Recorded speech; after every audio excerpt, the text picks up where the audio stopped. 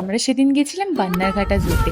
তবে এই ভিডিওটা পুরোটা দেখলে তোমরা কিন্তু বেশ একটা নতুন জিনিস দেখবে, এ বিষয়ে আমি গ্যারান্টি দিচ্ছি। তো এই ভিডিওটা লাস্ট অবধি দেখো, তাহলে তোমরা একটা নিউ মানে ইউনিক জিনিস দেখতে পাবে, যেটা হয়তো আমরা বেশিরভাগ মানুষই কখনো এক্সপিরিয়েন্স করিনি। তো যাই হোক, চলো ভিডিওটা শুরু করা যাক। মানি বাপিরা আসতেই প্ল্যান করে নিয়েছিলাম আমরা যাব একদিন বান্নারঘাটা জু, কারণ আমরা এই জুটার নাম প্রচুর শুনেছি। আগে এখানে না সাফারি হতো, বাট কোনো একটা কারণে সেই জঙ্গল সাফারিটা বন্ধ করে দেওয়া হয়েছে আপাততর জন্য। তো যাই হোক, বেরিয়ে পড়েছি। আর জ্যাম আমাদের ব্যাঙ্গালোরে পাবো না আর বেরোবো, এটা তো হতেই পারে না।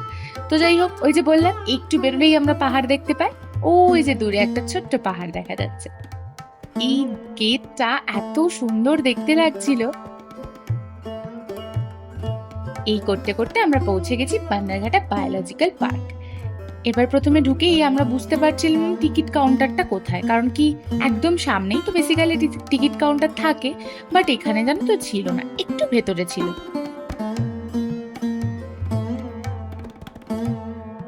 তারপর ভেতরে গিয়ে রোহান গেল টিকিট কাটতে, আর আমরা এখানে দাঁড়িয়ে দাঁড়িয়ে বেশ কিছুক্ষণ কথাবার্তা বলছিলাম। তবে জানো তো, এবারে আমি রিয়েলাইজ করলাম যে হয়তো কিছুটা বড় হয়ে গেছি, কারণ ছোটবেলায় এই প্রাণীগুলো দেখতেই যাওয়া ছিল আমাদের আলিপুর জুতে। বাট এখন না ঠিক খুব একটা ইন্টারেস্ট লাগে না, কারণ ছোটবেলাতেই মেইন ইন্টারেস্টটা লাগে। এই দুত্রা ফুলগুলো দেখো কি সুন্দর না, কালারটা আনকমন। তবে জানো তো, সেদিন একটু রোদ উঠেছিল আর বেশ খানিকটা গরম ছিল বলে অর্ধেক পশু পাখিকেই কিন্তু আমরা দেখতে পাচ্ছিলাম না। ওরা নিজেদের যে ঘরটা ওদের করা থাকে সেই ঘরের মধ্যে ঢুকে বসেছিল। তবে হ্যাঁ, বাঘ টাঘগুলোকে ভালোই দেখতে পেয়েছি। এই যে আমার মতোই ওরা এত ল্যাদখোর, কি বলবো আর।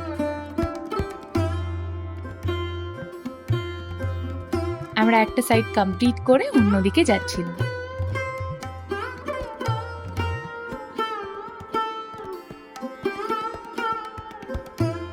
এই যে একে তো কিছু বোঝাই যাচ্ছিল না যে ওখানে বসে রয়েছে। তারপর আমরা ডিসাইড করেছিলাম আমরা বোটিং করব। তবে জানো তো, এই আমার মনে হয় যে বেশ কিছু ঘটনার পরে এই লাইফ জ্যাকেটগুলোর প্রতি ধ্যান দেওয়া উচিত, কারণ লাইফ জ্যাকেটগুলো প্রচণ্ড পরিমাণে বাজে কন্ডিশনে ছিল।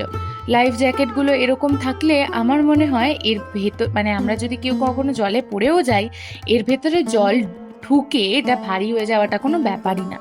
তো যাই হোক, জানি না এটা কিভাবে কবে ঠিক হবে। এত অ্যাক্সিডেন্ট হওয়ার পরেও এখনো কিন্তু খুব একটা সচেতনতা এই বিষয়ে দেখা যায় না। তবে এই ভিউটা দারুণ ছিল।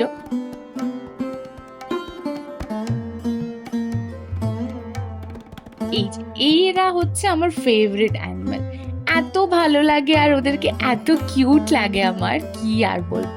আচ্ছা, তোমরা কি কেউ আমার মতো হাতি পছন্দ করো? তাহলে অবশ্যই জানি। তবে হ্যাঁ, এই হাতিগুলোকে দেখে আমার বেস্ট ফ্রেন্ডের কথা খুব মনে পড়ছিল। ও আর আমি এইভাবেই ঘুরে বেড়াতাম। কি করছে দেখো।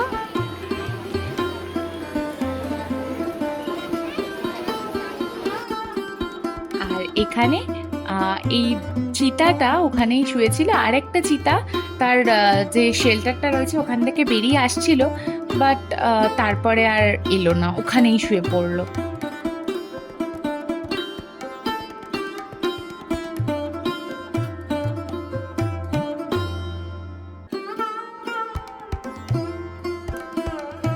তোমরা কোনোদিন সিংহের গর্জন শুনেছো? দাঁড়াও, এই ভিডিওতে তোমাদের সেটাও দেখিয়ে দিচ্ছি।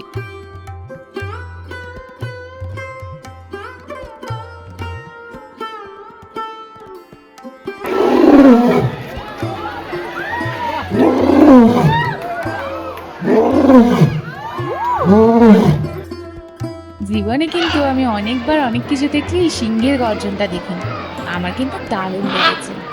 ঘর করা কাকাতুয়া।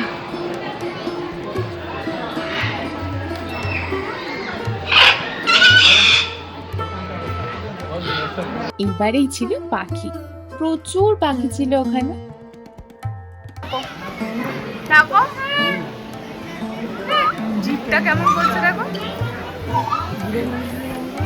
দেখো দেখো।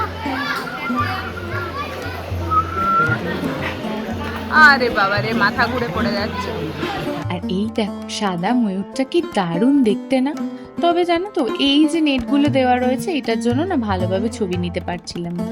আর এনাদের কিন্তু ব্যাঙ্গালোরে প্রচুর দেখা যায়, ব্যাঙ্গালোরে না হলেও মানে এই সব জায়গায় ঘুরতে গেলে এই সেনাগুলোকে প্রচুর দেখা যায়।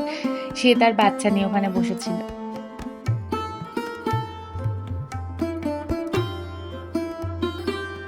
আর এই যে ময়ূর আমরা এক্সপেক্ট করেছিলাম একবার না একবার ও এটা খুলবে, বাট হয়নি। যাই হোক, তারপর আমরা সেদিন প্রথম কোথাও থেকে বাসে করে বাড়ি ফিরছিলাম। জেনারেলি আমরা কোনোদিনই কোথাও থেকে ফেরার আগে বাস পাই না। তারপর আমরা গেছিলাম ভেগাস সিটিতে, কারণ আমাদের বীভৎস খিদে পেয়ে গেছিল, দুপুরবেলা কোথাও খাওয়ার জায়গা পাইনি।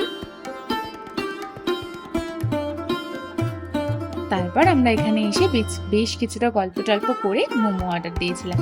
তবে আমি অনেকদিন মোবার খাইনি, খেতে ইচ্ছা করছিল বাট সেটা পাইনি, যার জন্য মোমো খেয়েই নিজেকে শান্ত করে নিলাম। তারপর আমার এই সিংহের কেশরের মতো চুল ছেড়ে গল্প করতে করতে খাওয়া দাওয়া কমপ্লিট করলাম। আর বাড়ি ফেরার সময় শুরু হয়ে গেছিল বৃষ্টি, বাট আজকের দিনটা কিন্তু আমি ভীষণ ভালো কাটিয়েছি। তারপরে ওখান থেকে আবার একটু জুডিওতে গেছিলাম, আসলে বাপির একটা জুতো কেনার ছিল কিন্তু পাওয়া যায়নি আর কি। তারপরে অনেক চুজ করে তারপর আমরা ওখান থেকে জুতো কিনে চলে এলাম বাড়ি। আজকের ব্লগটা এতটাই। তোমাদের আমার ব্লগ কেমন লাগলো অবশ্যই জানিও।